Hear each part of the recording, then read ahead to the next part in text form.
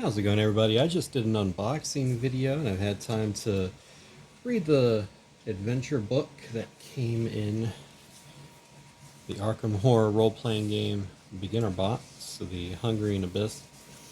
The unboxing really impressed me. I love the components. It looks like a very well put together, well thought out starter set, especially for a good price.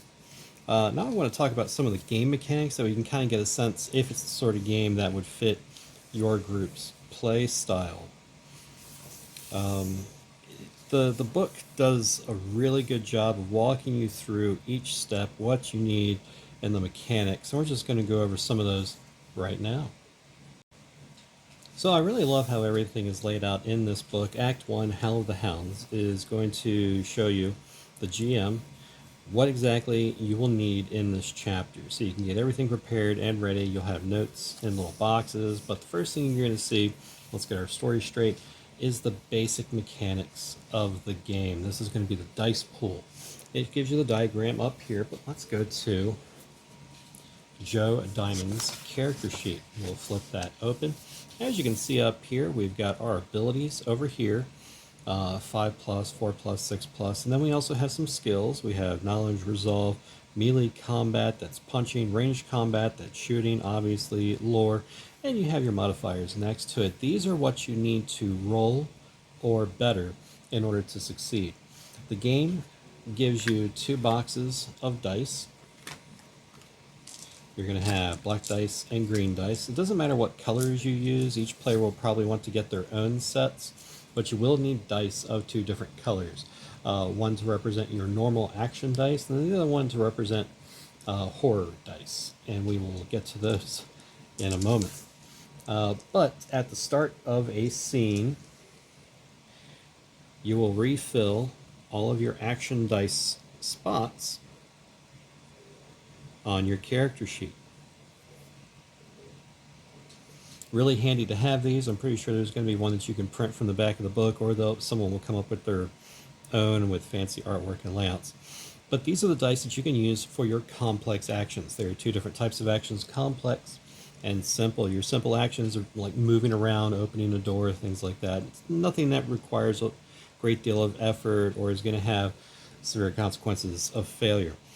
So let's say you want to do a ranged combat attack. You would take one of your complex action dice and you would roll that for your action.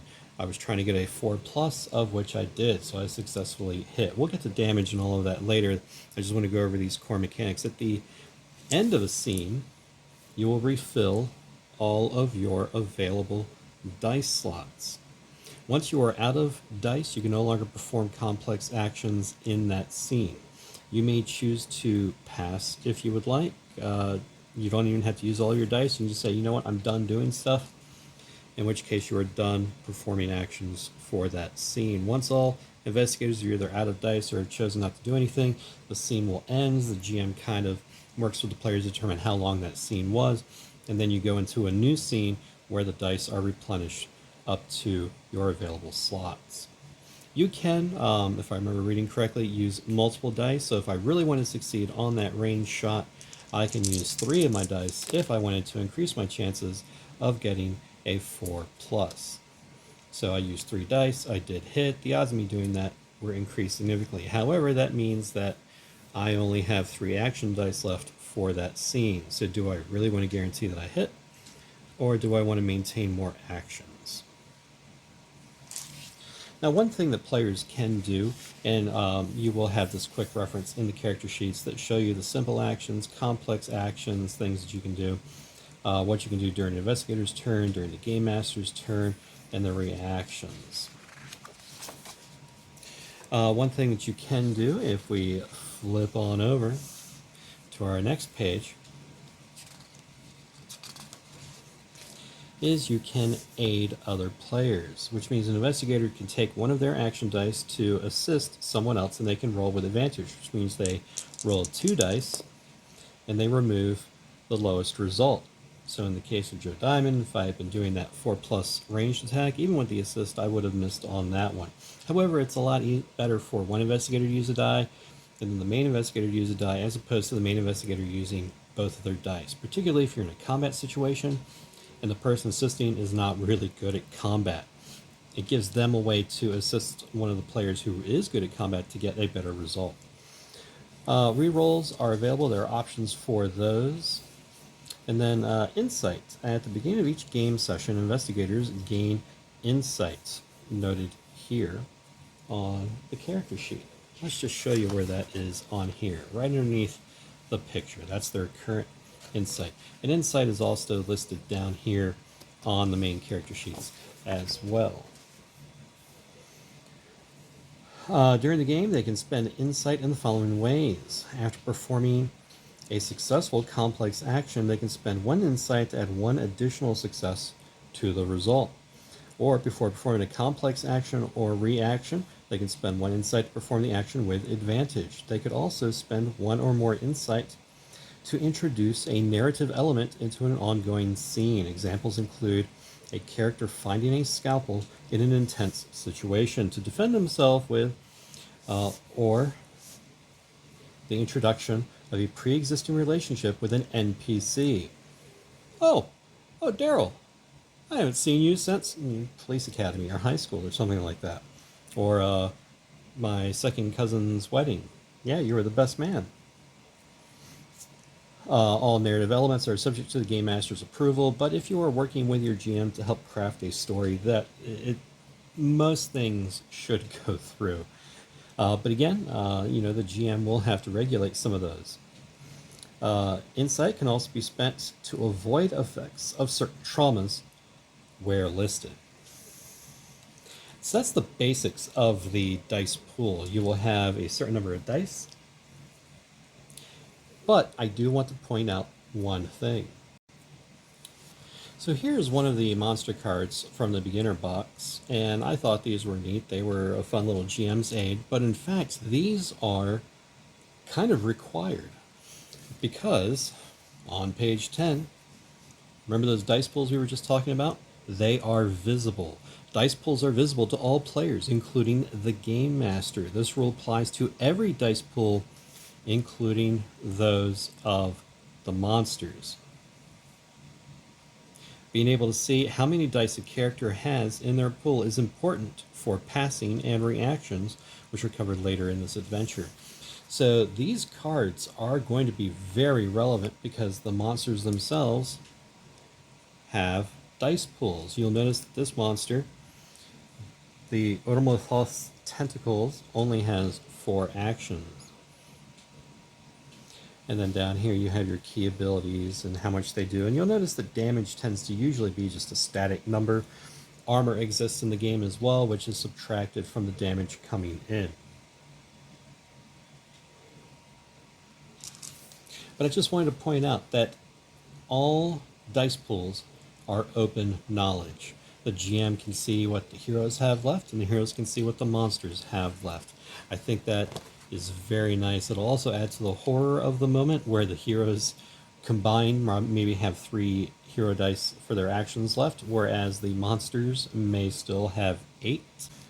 So on page 13 of the Learn to Play adventure here, it tells you the different leads that the heroes begin with.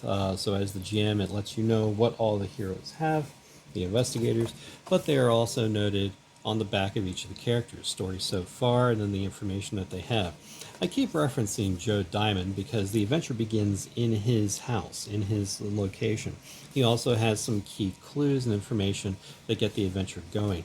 It does recommend that at least one person play Joe Diamond, and I would say I'd have to agree with that. If I'm going to run this at a game store, what I'll probably do is if I have 4 players sign up, I'll put Joe Diamond out and then 3 other random ones, and then change the random ones up each time I run this demo. But that way, you as the GM have less to do. The adventure does say if you put all of the investigators out there and no one takes Joe Diamond, that you should run Joe Diamond, just because he's kind of integral to the adventure itself. So since we mentioned ranged attacks, damage, obviously there is going to be combat. You're not only investigating the dark forces that are out there from beyond the ages, but you are also going to be, having to take them down at some point. So rounds and turns. Each round consists of a single investigator's turn and then a single game master's turn. Once that is done, the round is over. What that means is that all of the investigators go, and then all of the GM actions go. And it even tells you right here, step by step, the investigator's turn.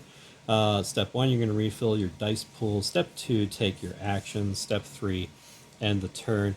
Passing. To pass, a player or the game master opts to avoid spending all of a character's dice on their turn, instead keeping one or more dice in the pool to use for reactions. Reactions are a type of action a character can take when it is not their turn. And it goes into those on page 18, which is going to be the next page over.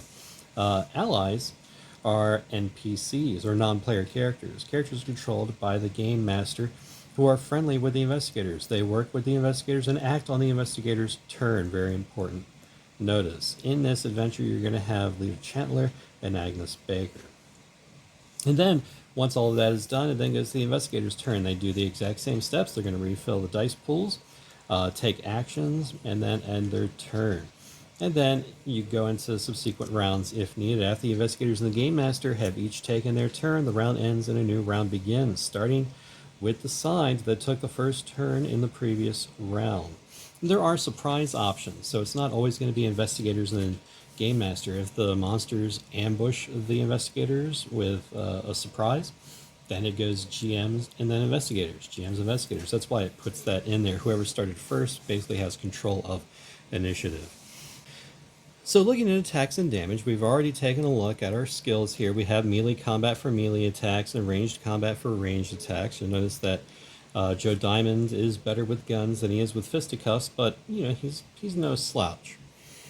Over here on page 18 of the book, right underneath reactions, you'll have attacks and damage. You're going to use melee combat when you're punching someone who is engaged with you or adjacent to you, right up within that 5 feet of another person.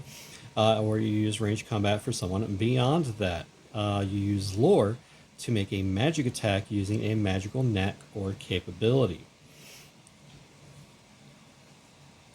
All weapons are going to have their damage. So he's got his dual Colt 1911 pistols, 45-foot range, 2 damage. Each pistol takes 1 hand to use. While you're engaged with an enemy, you can target only that enemy using these pistols. If you score 3 or more successes, you inflict an injury. And then it marks down his ammo here, how much he has, but you're going to be doing 2 damage. If something has armor, you go weapons damage value minus the target's armor. The target reduces their dice pool limit by the result of the calculation. So this is my dice pool limit. If Joe Diamond winds up taking, let's say he gets shot by a similar gun, 2, and let's say he doesn't have any armor or anything to reduce that, he will take 2 wounds. His dice pool is now reduced down to 4. It shows that in a handy diagram right up there in the top. So the fight's been going on for quite a while. Joe Diamond here is almost maxed out for his damage, and he takes that last hit. He's not dead. That's another thing I love about this. There are ways to keep going to grit through the pain. When a character's dice pool is at 0, they are wounded. The only thing a character can do while they are wounded is strain themselves. A character can strain themselves at the start of their turn or at the start of a narrative scene, as long as their dice pool limit has been reduced below their dice pool maximum. Straining themselves is not an action, it is a choice that they can choose to do, and they make that before their dice pool refills. If they choose to strain themselves, the character's dice pool limit is healed up to their original dice pool maximum, and they then suffer 1 injury. Now, what exactly is that going to mean for you? Well, I mean, let's take a look at injuries. When a character becomes injured, their player makes an injury roll by rolling a d6. And the game master consults the injury results. Remember that amazing GM screen that came in the box? We have our trauma table and our injury table. Now, look at this. but it goes all the way up to 11 plus. We'll get to that in a second, but you might be able to figure out where it's going. Let's say we get a 3. Nasty cut. You are bleeding badly. You cannot restore your dice pool limit through time, healing, or by straining yourself until this injury is healed by performing a complex action using knowledge or by waiting for 4 hours to heal on its own. So as the fight goes on, you can then choose to strain yourself and you gain a random injury. You're going to roll that die. It does not get any better for you. You can start taking actions again. However, you're going to be worse for wear. It may be the right thing to do in that time. Do you need a couple more rounds to take down that big monster? Strain yourself, take an injury. Not all of them are good. Let's take a look at that chart. In fact, none of them are good. I haven't found a single good one on here. Everything is bad. Even if you roll a 1, heavy blow, you are knocked prone. That's never good in any game system. During your next turn, you must spend 1 die from your die pool to clear your head enough to think straight before you perform any other actions. This injury heals at the end of the current scene. You're going to have that for the whole fight. You're going to have that heavy blow on you. And every turn you have to spend that die. At least that's how I'm reading it. And that's usually the lowest result is the best result. So just imagine how much further they go.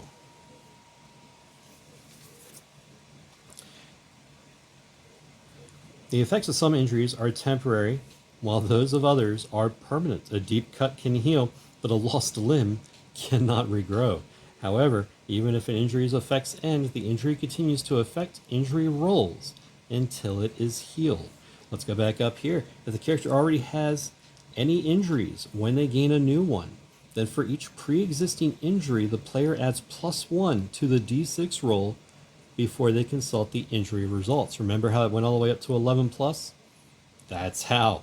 As the fight keeps going further and further, or you take bigger and bigger hits from harder and harder monsters, guess what? You're going to be rolling higher and higher on that injury chart because you're going to be stacking up injuries as you have to make the choice to strain yourself to be able to get more actions to be able to take out that big monster. Now let's talk about the flip side of these damage tokens, the blue, or the horror damage and horror dice. Certain actions and accent spells and abilities deal horror damage. When a character suffers horror damage, their player replaces any number of dice up to their current dice pool limit with horror dice, which is going to be that alternate color, equal to the damage they suffered. These dice should be a different color, such as the green dice provided in our box here, just to make a clear distinction between each one. They're going to function exactly the same in all respects. However, you will be using these instead of your normal dice.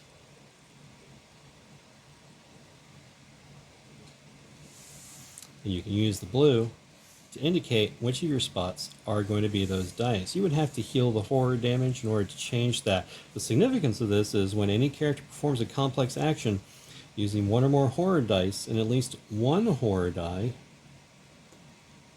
rolls a 1, after all rerolls have been used, if you had any, the character suffers a trauma.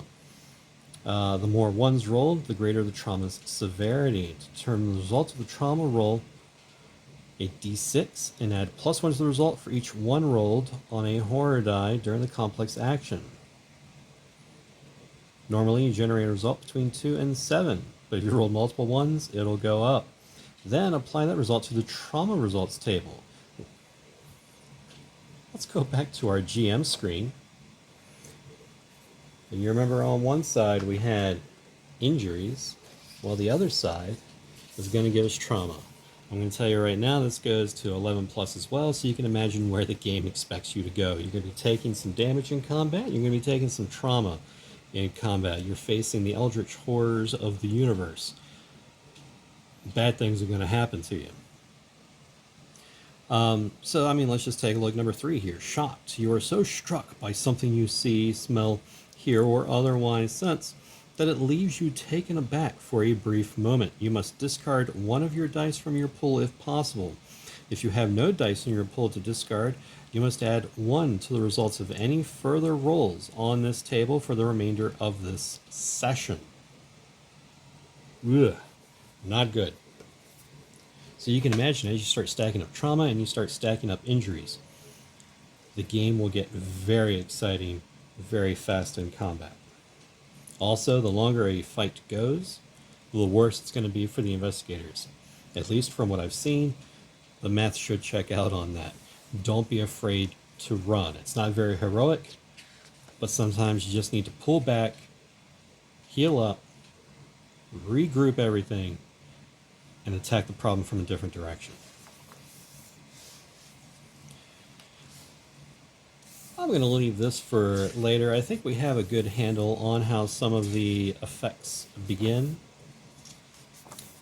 how some of the mechanics of the game go, and hopefully it's given you a taste of what to expect from this game. I haven't found any character creation rules in here. I believe this is all just set up for the pre-generated characters. But I can't wait for the core book to come out so I can see how character creation works in this. I want to make some of my own investigators. I want to take a look at some of the other monsters that are out there. Hopefully this video wasn't too long for you, and hopefully you get a good sense of how this game actually works. The box itself does come with some D6s in black and some D6s in green. So you do have quite a bit to get you going. Nowhere near enough what you would need for a table of 5 to 6 players, especially with the GM. You all are going to want to bring some of your own dice. These are just handy to have in case someone shows up for a demo who does not have any dice. It's nice that they put these in here. Thank you for watching. I hope you found this informative. I hope this helps you decide whether this game is for you or not. I'm excited to try it. I'm going to see if I can schedule a demo at my local game store sometime soon in the next couple of weeks. Once I do, I'll give you my opinions of a first playthrough. Thanks for watching. You all take it easy.